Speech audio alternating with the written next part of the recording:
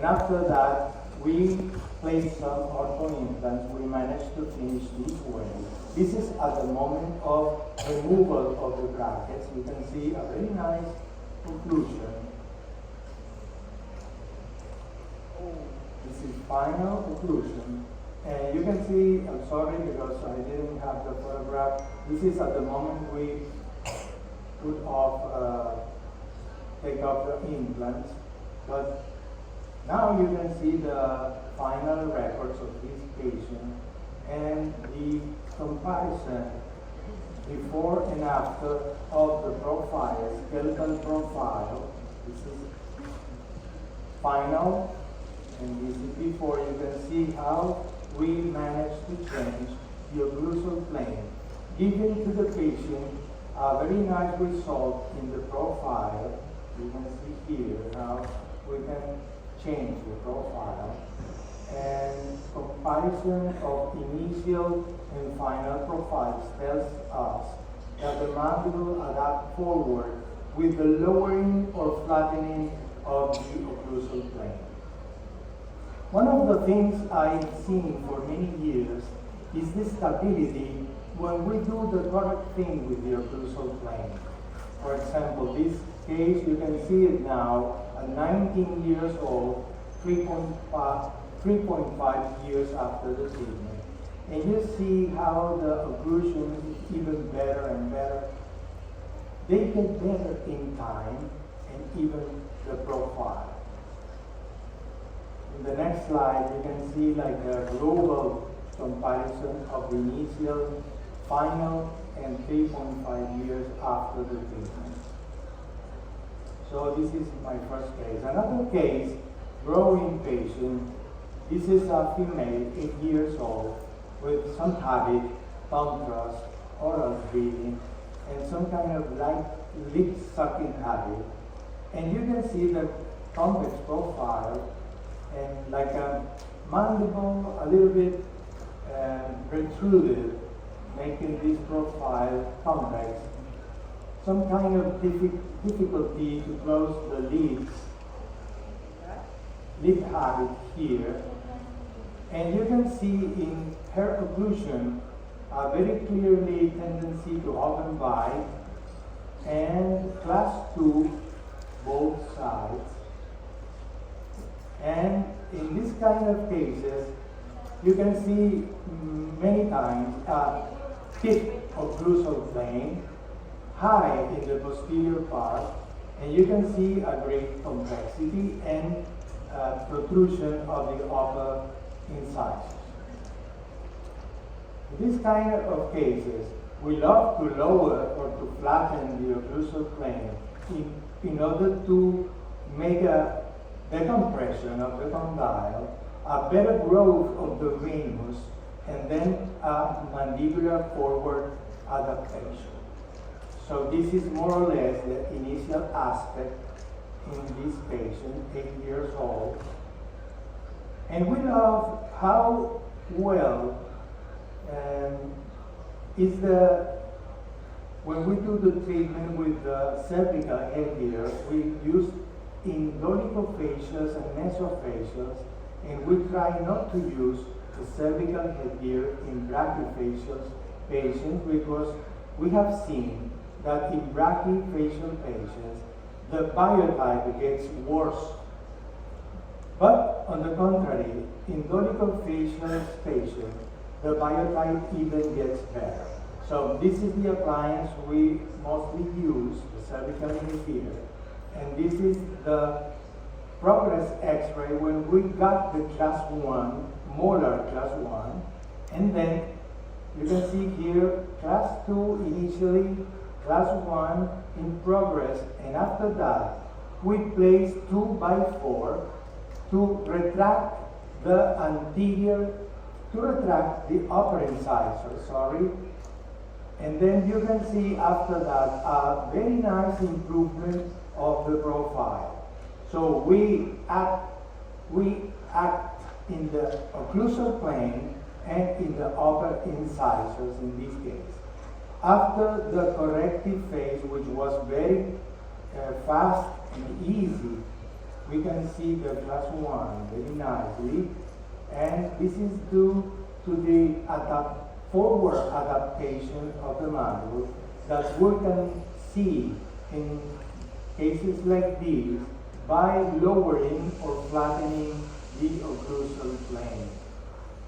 So in cases like these, you can witness a very nice change in the profile. So here you have a photograph, initial, progress, and final. And you can compare how the mandible adapts forward, helping us to solution the class 2, but making a very nice impact in the aesthetics of the patient.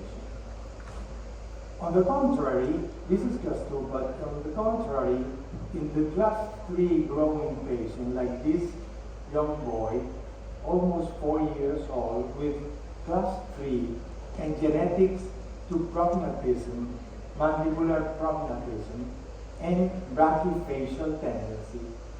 You can see here how is the profile of this little boy, okay, very, very concave, with a lack of anterior growth of the mid face. You can see dentally a very deep and cross-bite anterior cross-bite, and in such a case like these, we can see even concavity in the profile and flat, very flat occlusal plane. So we focus nowadays not too much in the in the appliance per se, but we try to focus in the consequence of apply the therapy in the occlusal plane. So in this case, we wish to make a more steep occlusal plane in order to try to stop the anterior development of the mandible and to stimulate anterior growth of the maxilla. So in such a place like this, brachyfacial, we still love the effect of the facial mask, especially the design of the mask of the layer mask, along with the acrylic splint and expanders, like McNamara type. So in this case, I like to do a disjunction, and after the disjunction, we put the facial mask, but trying to put a more vertical pull in the direction of the force, so we can incline or steep the occlusal plane. So here is very clear the disjunction, and after 6 months of treatment, we got a very nice occlusion, class 1, and you can see here a comparison of the initial and after the treatment, after only 6 months of treatment. The same way, we can find a very nice improvement of the profile of the kid. And also in such a case, we can find an improvement in the oral breathing because we increase the retropalatal airway.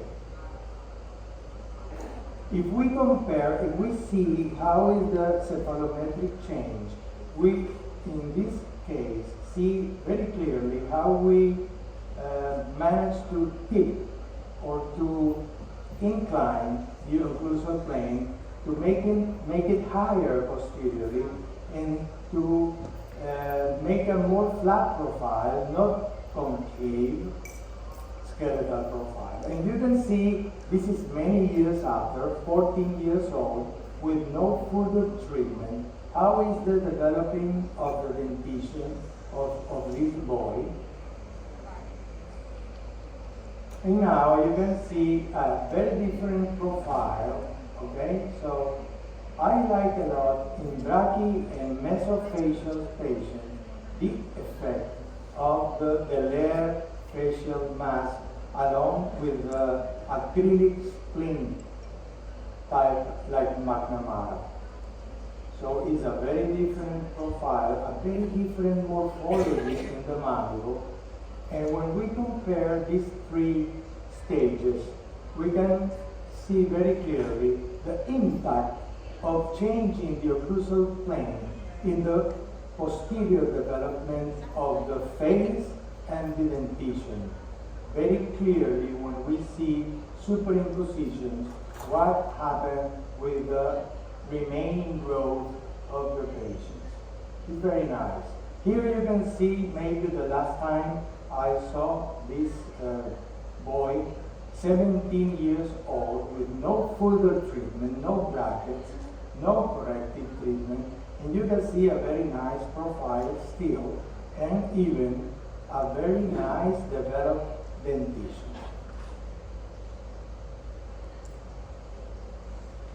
You can check here and compare initial and the last photograph and see the mandible is completely different, the morphology of the mandible. So this is a global comparison of these class 3 cases. Continuing with more in adult patients and applying this mix of philosophy of bioprogressive and Professor Sadao Sato philosophy that I used to call biomu. I used to call this mix of my paradigm biomu. You can see this case. This is a 38-year-old female, class 2, you're going to see, with deep bite, convexity, and some periodontal problems, with history of previous orthodontic treatment with extraction of premolars and third molars. But still, you're going to see a lot of crowding on her. Along with bruxism, she has a muscular issue with the sternocleidomastoid muscle that is in under hyperactivity. Now you can see a more complete panorama of this case with a very nice smile, but with a kind of convex profile. Now the dentition, more clearly, you can see the class 2, bilateral class 2, with a deep bite, some periodontal issues, and moderate to severe crowding, especially in the lower arch.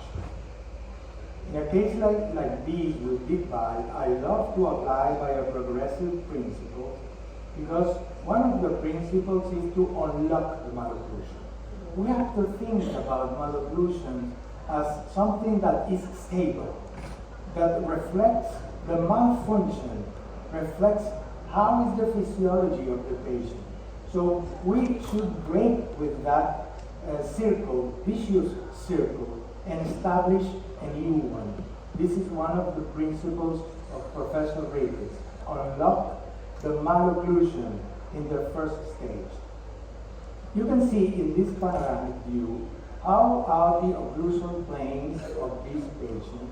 It's like having 3 occlusal planes, okay?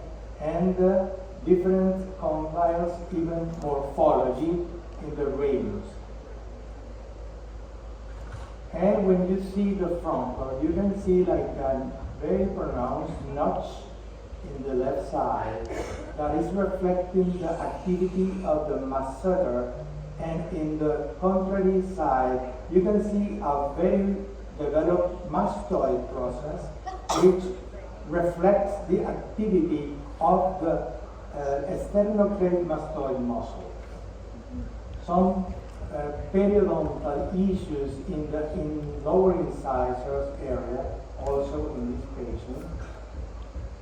And when we see the cephalometric tracing, we can see very clearly that the deep bite is due to a big extrusion, a great extrusion of the incisors and even the canines. And we can see some convexity, but take a look at the occlusal plane. in this adult patient, it shouldn't be that high in the posterior. So we think that in a patient like this, if we are able to unlock the malocclusion and produce a flattening of the occlusal plane, we can make a very nice treatment of the class 2 and even of the convex profile. You can see now very clearly the cephalometric tracing. This is a brachyfacial patient, and we apply in this kind of patient the benefit of the utility arch for the inclusion of the lower incisors after a strategic level. You are going to see in the next slide. After we unlock the malocclusion very nicely, we then can apply segmented mechanics. We love to apply segmented mechanics instead of continuous arch. This is the philosophy of Professor Ricketts. So in the next slide, this one, you can see how we can align the teeth, trying not to protrude. In this case, we can advance the dentition a lot because they were retruded also. But even in those cases, we take care of not putting the teeth outside the bone. So in the lower part of this slide, you can see that we put some cortical anchorage, and that way contributes to flattening the occlusal plane. So we try to extrude the upper molars, try to intrude a little bit the lower molars, even we include the incisors. If you compare here to here, and then if you compare how high was the canine to canine area in the lower arch in the beginning. After that, we realized that we need to expand a little more. Then we apply the Mulligan expander, which we can use this kind of expander. And look how we can distalize very easily the buccal segments, both sides, with this technique. And then we got a better alignment after this expansion, okay, with the Mulligan. We now use the gunmetal 0.9 for the gunmetal. It's very nice how this wire, this alloy works. After correcting the class 2, as you can see here and here, we can apply the retraction and closing arches with controlling the torquing. This is the automatic torching arch by Professor Ricketts. And we close all the spaces and finish the case like this. So we can see that we, even with the periodontal issues, we can manage to finish a very nice case with a good occlusion, nice arch form, and alignment. But more than that, it's important to notice that with the treatment, with lowering the or flattening the occlusal plane, we were able to change the profile of this patient. You can compare here before and after how nice is the final profile. And even you can see cephalometrically that we have a little less convexity, and look at the occlusal plane, how we manage to flatten comparing with the initial. When we treat adult patients, sometimes we have like a wear teeth the malocclusion has wear the teeth in a particular way. Then we need this morphology again, because sometimes the patient lose some cusps, and we need those cusps for retaining. So more in this case that had previous orthodontic treatment and they relapse, I take special care of the occlusion, and I take special care of where are the contacts. And in some cases, we can do kind of reconstruction. It's not working? But I see here, it's like working. Yes. But I don't have this kind of, I have C. Yeah, I have an adapter. If you bring I can take an adapter to do this. But it's weird because it was working. Or it wasn't. Yeah. No, but from the beginning? No, here it is. Okay, here, I'm sorry. Okay, it works again. So, sometimes we can remodel cusps or fossas in order to get a better occlusion and better maintain the results of our treatments. It's very nice. And we now take more time checking the occlusion in the finishing stage before removing the appliances, so we can improve the occlusion before finishing. And then we have a more stable case in the future. This is 15 months after finishing the treatment.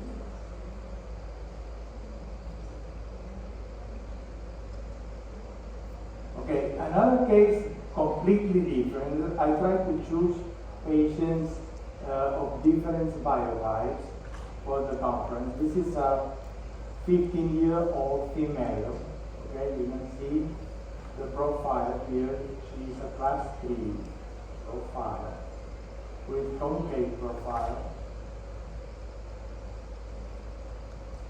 Okay. And you can see open by high angle case, discrepancy especially in the lower arch, and a mild asymmetry in this case to the right side.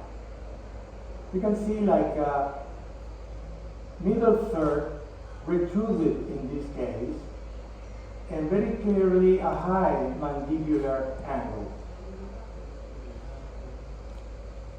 Now you can see in the dental aspect the crowding in the lower arch here, and the class 3, complete class 3, 1 premolar size in both sides. Even posterior discrepancy. This is a very nice concept by Professor Sato that I like to take care of, because in the past I think we overlook this problem of the posterior discrepancy. And I think that many of the class 3 treatment in the past relapsed because sometimes we leave the posterior discrepancy more time than we should.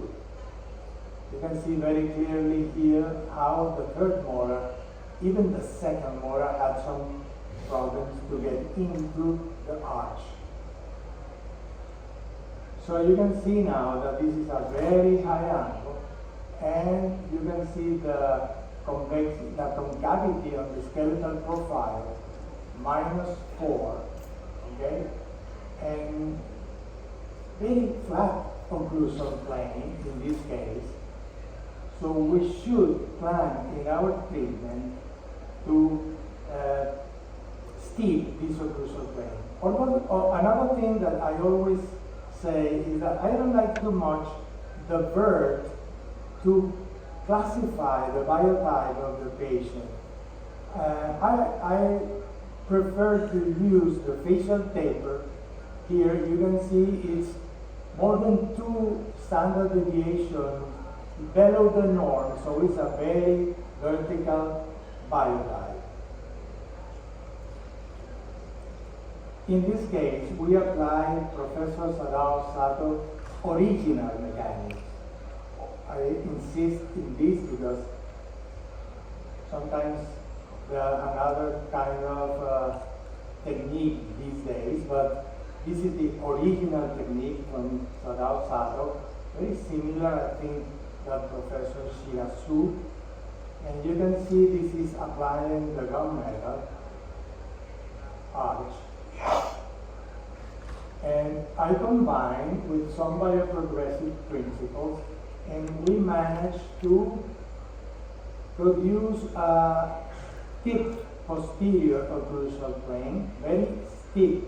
The more steep we can, okay, both sides, before finishing the treatment. Here is a stage very interesting when we apply the check elastic in order to steepen the occlusal plane, and we keep the short class 3 elastics while we close some spaces. You can see here how steep is the posterior occlusal plane.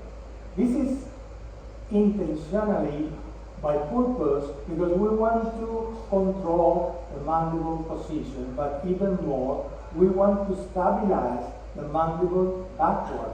We don't want the mandible to go forward in such a class 3 case. So we finish this treatment in very short time. I think that 13 months is too short. These days, this is an old treatment, but these days I try to take more time to make a better settling of the occlusion. And this is now, this is for me the most difficult case to improve the profile.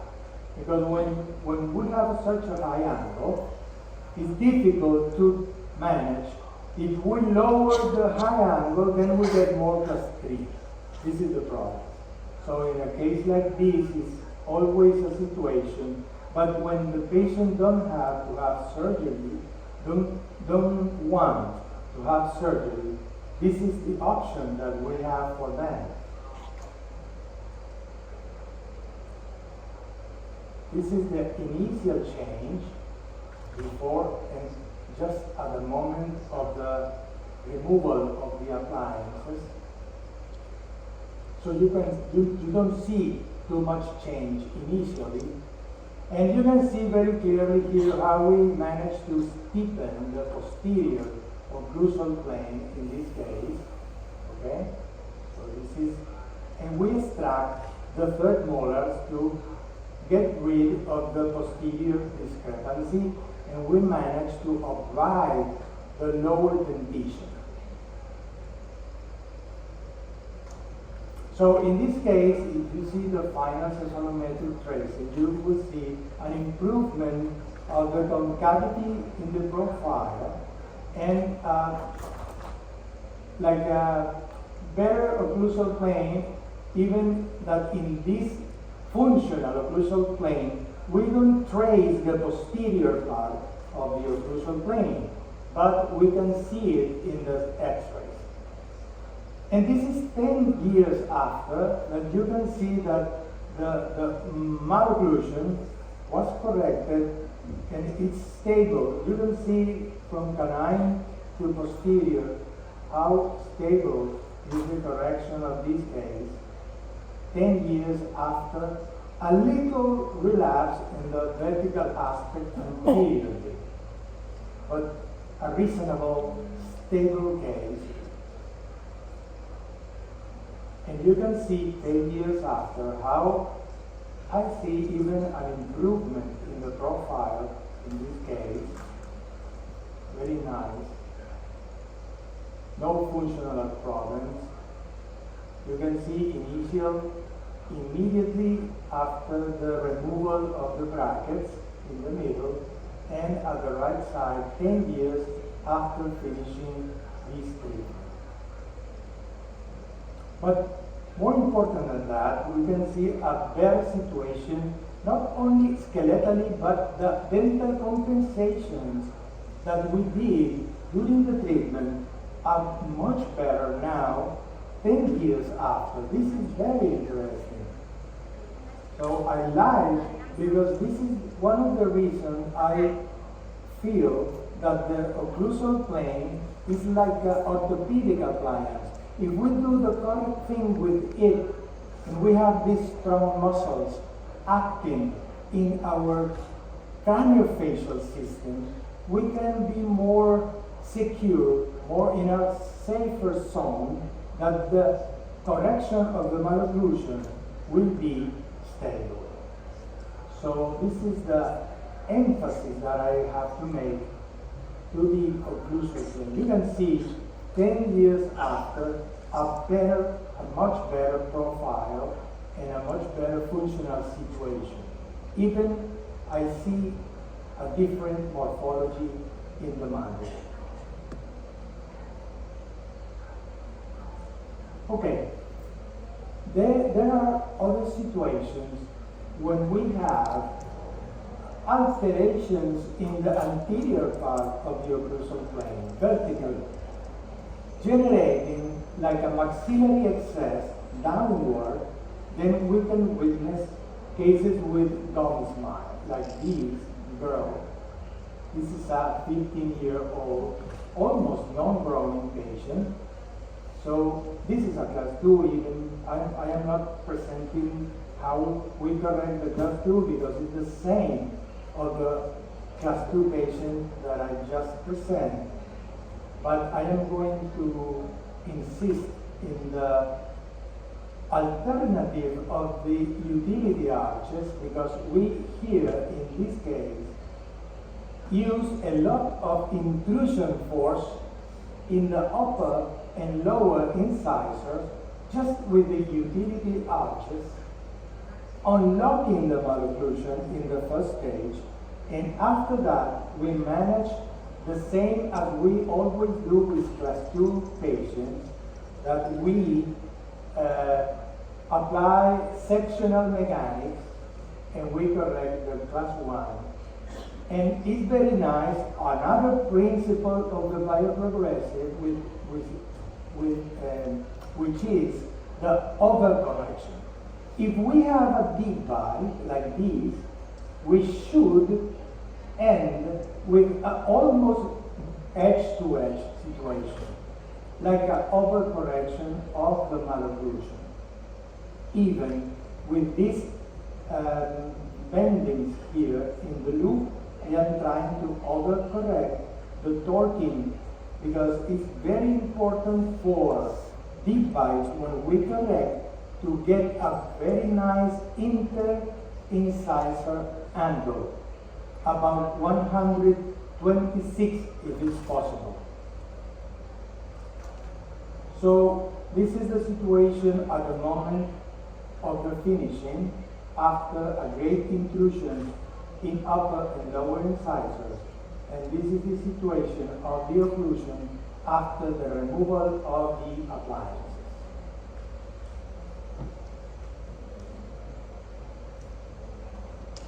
And one of these, please. Because this is okay, thank you.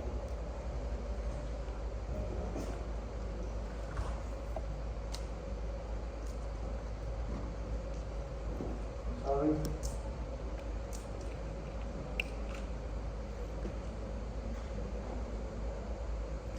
Okay. So you can see a very nice correction of the non-smile in this case without any other appliance but the bioprogressive system, the bioprogressive philosophy. So it's very nice. I have seen many cases like these, and class 2 cases, very stable during time. So I love this philosophy, and I combine with Professor Sato philosophy. This 39 man came to me one day with this situation. He has a big bite and he has dental wear due to bruxism and some different periodontal levels. You can see here how different levels of the gums, okay? And he went to me because he wanted my opinion of what solution to his problem without making too much restorative dentistry. Because all the clinicians that have seen the patient before went to our clinic, the solution was to make a complete reconstruction with crowns. And then he didn't want that amount of restorative dentistry at his age, so we did a different plan. You can see here how is the dental wear in the upper teeth and how is the dental wear in the lower, especially in the anterior area. And we have to think about the gums. We have to think of this difference of height, of height of the gums, because this is a consequence of the tooth wear. Every time every time you have dental wear, the teeth are compensated by erupting, and the bone gets along with the tooth, so you end up with this situation. So if you see here also we have a 150-degree interincisal angle. So this is not a good interincisal angle, so it gets deep and deep and deep. This occlusion does not stop for the teeth. So this is very interesting. So what we plan for him is, with bioprogressive philosophy and utility arches, we level the teeth, but we have to think that we are not only leveling the teeth, but the bone. Whenever we change the teeth position, we are changing the bone. So, as a consequence, we change the gums. And here now, he has a space for restoring very nicely his incisors. So this is after he wanted a bleaching after the treatment, so we put some wider composite in the material in the incisors, and now we are checking to have canine guidance, and then we plan an intrusion of the canines. So you can see here the stage of the intrusion of the canines, and we reconstruct the canine guidance. After this, we did bleaching of his teeth, but you can see even now how different is the periodontal, how is the level of the gums in this patient at this ending moment. And here is after the bleaching of his teeth. You can see without any surgery, without any periodontal surgery, you can see a very nice gums levels. This is because of the utility arch with bioprogressive therapy. So this is another principle that we have to keep in mind. Level the bone rather than the teeth. So this is very nice. And we should reach an interincisal angle around 126, like in this case, to be stable in our intrusion. Because if we leave this angle of 150, we will have a relapse of the teeth bite. This is a clue to maintain the teeth in their vertical new position. Another issue is the controversy about how to treat this patient, extruding posteriors or intruding anteriors. This is a very nice controversy, but we, the people that believe in bioprogressive principles, know that the lower facial height, this angle here, it's a constant. It's constant. So we try not to modify too much the lower facial height, because we know if we modify this, it's going to relapse is going to be again as in the initial. So the solution for this is to include the anteriors. This is by a progressive Ricketts principle, and we apply. I have seen many cases that I increase now with these new build-ups that we are seeing and trying in many class 2 treatments, and I have seen in a matter of few months this angle returns to its original value. So what is the reason to do those big increases? For me, it's introducing into the case a relapse factor. I don't like it. And if we have a dolicho patient, what is the reason of opening this angle if the patient initially is dolichofacial? It doesn't make any sense. Even in brachy because the relapse, and even in dolicho that wouldn't relapse, but we don't want the patient more dolicho. So this is the reasoning more or less of this philosophy that has to do a lot with Ricketts. In such a case like this man, we indicate to use a splint for sleeping time. And we can see very nice result. This is 1 year after. No relapse, very nice. See, almost the same situation. And this is my last case. I want to explain very well. This is a very,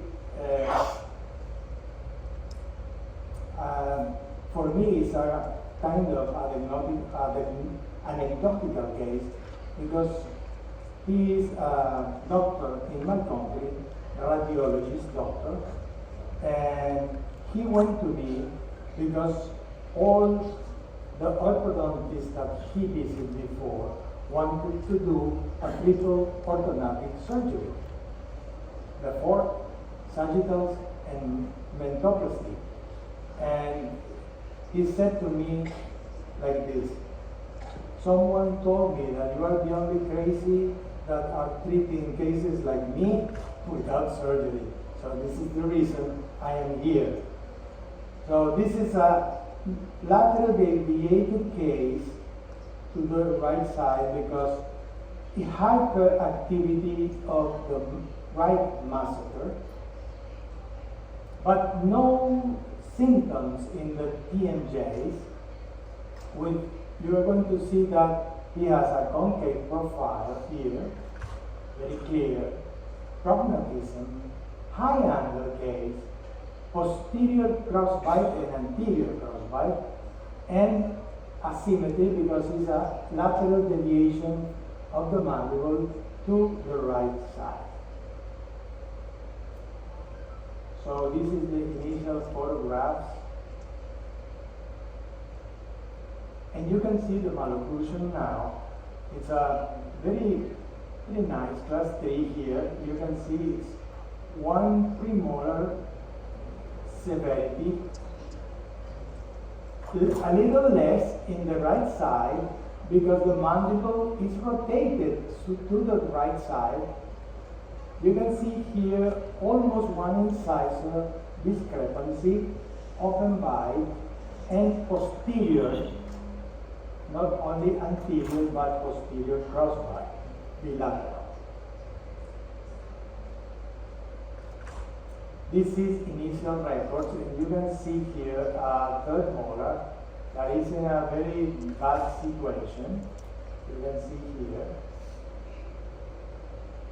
But this is a doctor in radiologist, and he strongly believes that this 3rd molar is kind of fusionated to the roots of the 2nd molar. So he refused to extract even the 3rd molar, and I have to do the treatment with that 3rd molar there. I told him that this is a limitation, but he insists and tried to do the treatment with this 3rd molar there.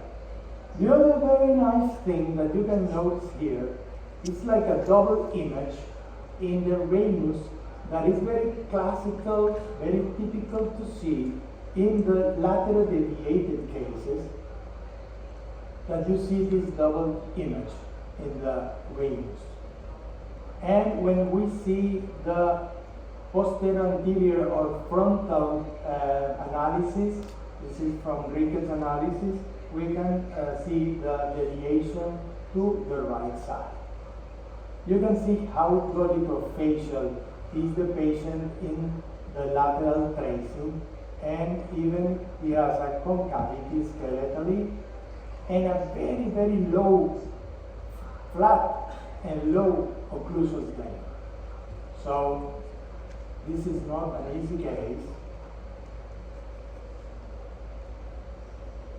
So this is like a problem list in the left side, masseter hypertrophy and some pain in the masseter, not in the TMJs, vertical pattern, mandibular lateral deviation, open bite anteriorly, class 3 one side, not class 1 but class 1 tendency in the right side, low posterior occlusal plane and a concave profile.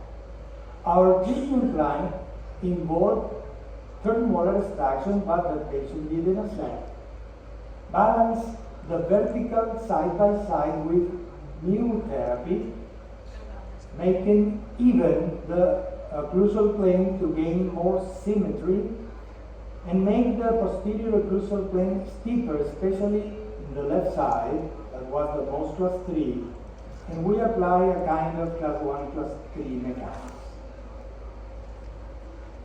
So this is more or less the mechanics. You can see here when we apply the view arch, and this is the initial stage. Now we are going to make steps to unlock the malocclusion. So we did in several appointments, and we get to a very big step here between the premolars and the anterior sector, and even in the posterior sector. And in this phase, we can witness a kind of inclination or anterior canted occlusal plane as a consequence of this big step here. Okay, so it's a normal situation that is going to change according we advance in the treatment. You can see that we have here like class 1 mechanics increasing the vertical dimension in the right side and a kind of class 3 mechanics in the left side. Then we continue with these mechanics till we have almost the class 1, and sometimes we have to expand the upper arch more in order to make like a coordination with the lower arch. Now we are in a better situation, more close to class 1, and at the moment we saw that we had overjet, then we send the patient to do the correction of the fracture incisors, like these. So at this moment, we still have treatment to do because we are not in the moment to incline the occlusal plane. You can see here in the left side. This is the side that we are we want to incline, okay, more, because we are trying to move or to rotate the mandible from the right side to the left side, and then we should steep more the posterior occlusal plane in the left side in this case. So as a rule, we try to steepen the posterior occlusal plane the side towards we move the mandible. Okay? So this is more close to the finish stage. we are trying to make details, but this is a case, I laughed a lot with this case, around 26 months. The patient was a little bit tired, but happy to avoid the surgery. This is comparison. In the frontal, you can see how was the patient at the beginning. Sorry,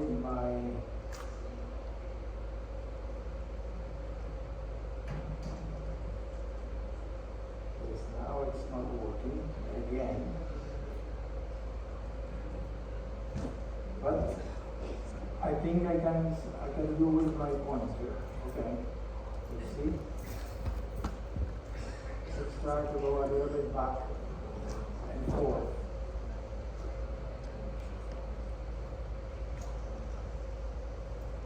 Nope. He doesn't want to work more. He's tired. Okay, so this is initial also in the lateral here. You can see very clearly the class 3 relationship. This is the worst side here at the left. Okay, and this is in the finishing stage. And after we incline the stick, the posterior occlusal plane, we finish more or less like this. I was very happy, unless I know that there are some details that we can get a better settling of the occlusion. But he was so happy to finish this way because a masseter problem didn't bother him anymore, and he was happy to have a better occlusion for eating and those things. So, okay, next time we can go to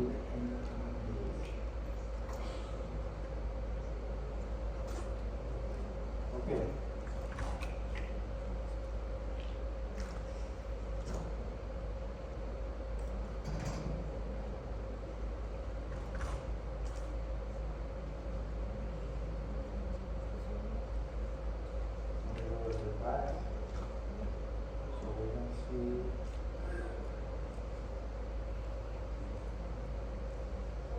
But it's no problem because I am almost finishing. So, okay. Let's see.